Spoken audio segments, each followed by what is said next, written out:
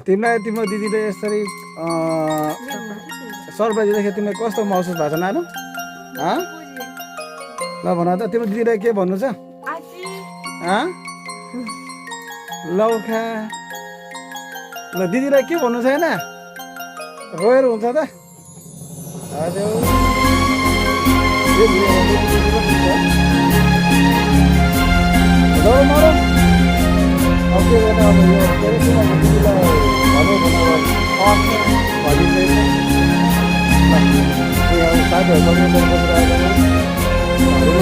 बर्थडेको दिन गयो भने सधैँ रुनु पर्छ है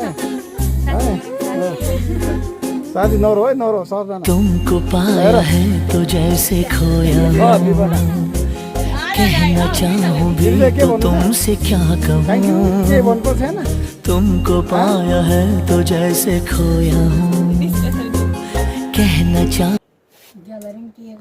ल यो चाहिँ सबै तिम्रो दिदीको प्लान हो दिदीको पैसा हो है ल्याइदिने काम मात्र मेरो हो ल साथीहरू पनि यसरी बसिरहेको हो सबैजना हो है